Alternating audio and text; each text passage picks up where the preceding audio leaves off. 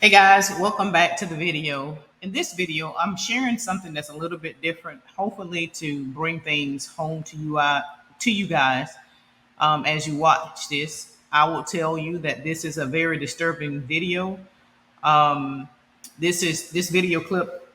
It comes from the channel Democracy Now, and this particular doctor has been sexually assaulting his victims, and I'm going to play this video up until a point where the victim, the first victim, or one of the victims that came forward, shared what he did to her. It's disgusting. And so this is a continuation of the topic on the conversation of health literacy and personal health management. If this doesn't get your attention, I don't know what will.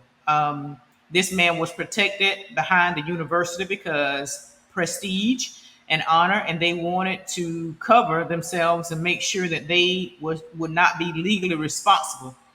And it is so important for you and I to understand that we are our own healthcare advocates, and we have to do our due diligence when it comes down to seeking medical care.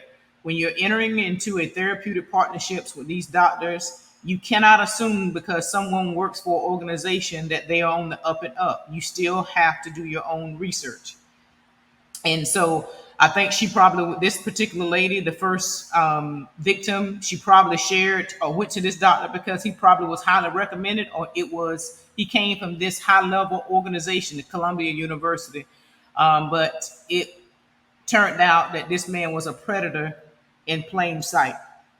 So take a listen. I'm going to jump back in to share with you some tips that I think that can be used maybe to help circumvent and hopefully slow down and stop things like this from ever happening again. I'll be back. This is Democracy Now!, democracynow.org, the War and Peace Report. I'm Amy Goodman with Juan Gonzalez. A warning to our viewers and listeners. This story includes graphic descriptions of sexual assault. We spend the rest of the hour looking at how Columbia University ignored women, undermined prosecutors, and protected a predator for more than 20 years. That's the headline of a damning new investigation by ProPublica and New York Magazine. It lays out how Columbia University shielded obstetrician Robert Haddon for more than 2 decades.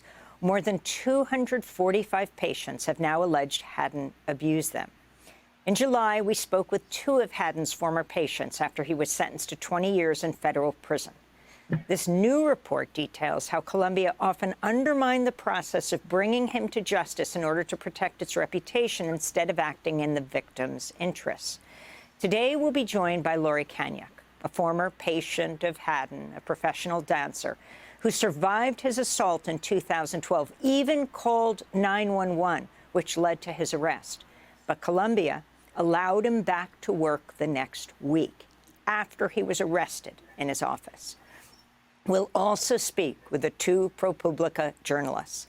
Their report begins with Lori Kanyak.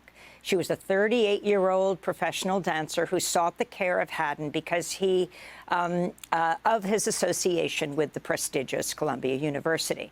At first, Lori dismissed Haddon's strange behavior while she was pregnant, but after she gave birth and saw him for a postpartum appointment in 2012, he assaulted her in a way she suspected he'd also done at past exams. As she laid on the examining table, her legs in stirrups, he licked her vagina. She texted her boyfriend immediately, who paid a cab driver $50 to rush a few blocks to pick her up, then called 911 twice, first on the drive back. Okay, so if you could hear the recording when the victim contacted her boyfriend, in the text message, she said the doctor licked her vagina.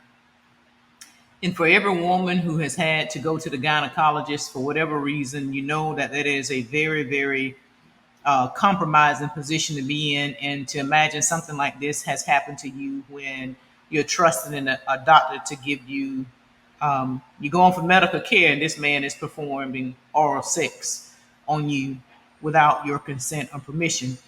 And I'm going to link the entire video in the description, so you can go listen to the whole entire news investigation. But she said that she believed that he had did this before, but because she was pregnant, she just really didn't know. But she believed that he was abusing her before. But it's several women that I believe he took a plea deal. I don't think he went to a jury trial. He took a plea deal. So if he would have went to trial, I'm pretty sure he would have been charged and he would have received more time. But I think he only received 20 years in federal prison. And I believe he will have to do all of that. So what can you do that maybe can help stave off or slow down some of this from happening? The first thing before we get into the technical things is just really pray and ask God to direct you to the right person, or to receive the right treatment and the advisement from any healthcare provider. There are real predators out there, and there are male and female predators. So just be careful. So just pray and ask God for guidance. But some of the technical things that you can do is check with the state medical board. If you go to Google, you may say the medical state medical board for whatever state you're in, North Carolina, South Carolina, and put in that state's name, and you will be able to look up the license information and search for the physician's credentials that way. You want to try to pull that person up by their full name, because there are some people who have similar names, and maybe that you can locate them by a location. You want to know that whether or not they're licensed in the state that they're actually providing service for you in. And at that time, you will be verifying whether or not their license is valid, whether or not they have any suspensions, or whether or not their license has been expired.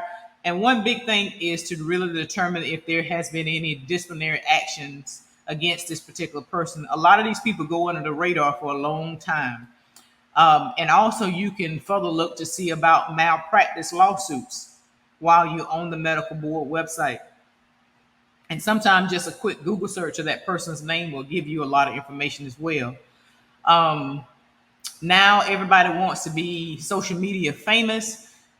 Doctors are providing surgery and things of that nature live, with blood spurting all over the walls and things like that, while someone is laying on the table, potentially putting somebody's life at risk. So you want to just know all these things.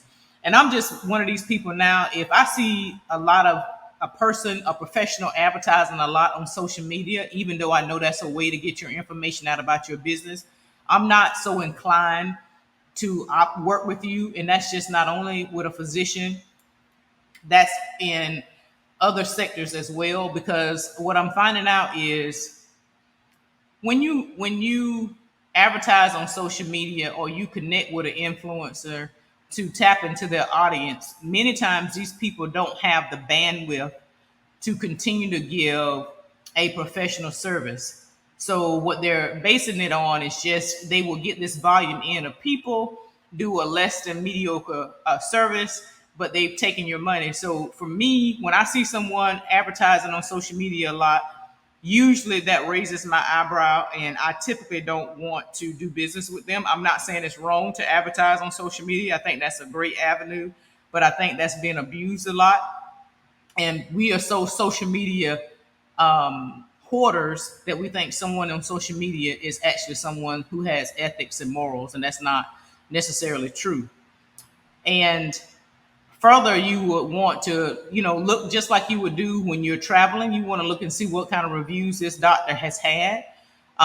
You want to see and ask for referrals and recommendations. This is not always good, because think about when you go to a restaurant, someone may say that the food is good. You go there and it tastes like trash, whatever trash tastes like, but it's not good to you. And you want to make sure they're board certified. Okay. Um, you can contact professional associations, and you can also contact your insurance provider, even though you may not want to use your insurance, depending on what type of services doctor is providing. You can contact your insurance provider just to determine whether or not to see they have this doctor actually is listed. Oftentimes, when a doctor is listed with an insurance company, in most cases they're vetted. That's not always a foolproof way to determine whether or not this doctor is credible or not. And worst come to worst, I much rather spend a couple of dollars for a consultation just to determine whether or not you and this doctor have and can vibe together versus you allowing this person to actually work on your body in some type of way, and provide you medical treatment. And it's just not the bedside manner that you want. So pay for consultations. Don't look for something free that may can save your life. So, again, this is just another drop to help us understand how important health literacy is, how important it is to be your own personal health manager, how important it is for you to be your own healthcare advocate, and for you to take control of your health. There are predators out here. Jeffrey Dahmer is no longer with us on earth, but there are replacements. And you don't want to be a victim, nor do I. And I hope that this opens your eyes to look at things a little bit different. So until next time, I look forward to talking with you soon. If you have some tips about determining or how you choose a medical practitioner, share that information down in the comments and let's help each other out. Take care, everybody. Be blessed.